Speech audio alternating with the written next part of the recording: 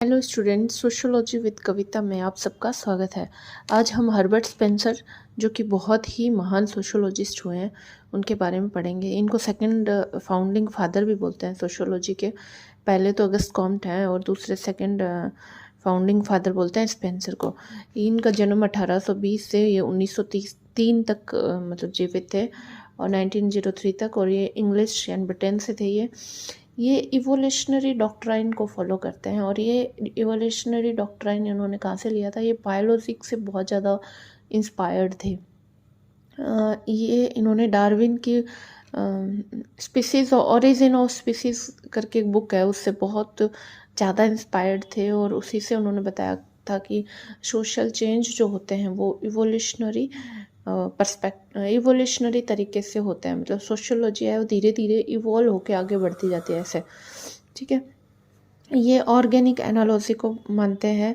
Organic analogy यानी ये मानते हैं कि जैसे एनालॉजी का मतलब होता है सिमिलर, और ऑर्गेनिक ऑर्गेन्स से लेके लिया हुआ इन्होंने, क्योंकि बायोलॉजी से बहुत ज़्यादा इंस्पायर्ड थे, इसलिए इन्होंने ऑर्गेनिक एनालॉजी करके एक कॉन्सेप्ट दिया था।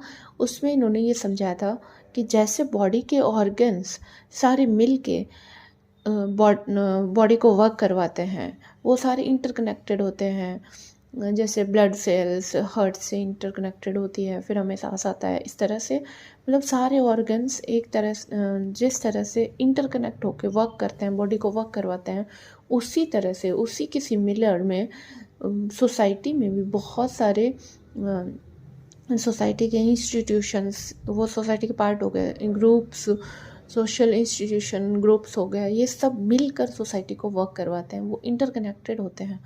ये इनका ऑर्गेनिक एनालॉजी का कॉन्सेप्ट था। ठीक है, और इन्होंने एक कॉन्सेप्ट दिया था सर्वाइवल ऑफ द फिटेस्ट ये एंड नेचुरल सिलेक्शन। ये बोलते हैं कि समाज में वही मतलब सर्वाइव करेगा जो फिट होगा, यानी जो फिट होगा, जो मेहनत करेगा वही आगे बढ़ेगा, वही सर्वाइव करेगा, वही लॉन्ग टर्म तक जिएगा।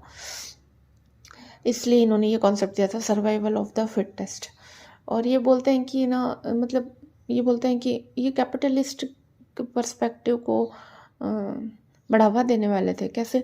इन्होंने कहा था कि गवर्नमेंट जो ये सब्सिडी वगैरह देती है इसकी कोई नीड नहीं है, कि लोग ना वही आगे बढ़ेंगे या वही सर्वाइव करेंगे जो फिट रहेंगे, जो मेहनत करेंगे। ठीक है, अब हम नेक्स्ट बात कर लेते हैं सोसाइटी के टाइप्स पे। उन्होंने बात की थी, जैसे स्पेंसर ने टाइप्स ऑफ सोसाइटी दी थी। इन्होंने पहले बोला था मतलब सोसाइटीज़ को 4 टाइप्स में डिवाइड किया था। ये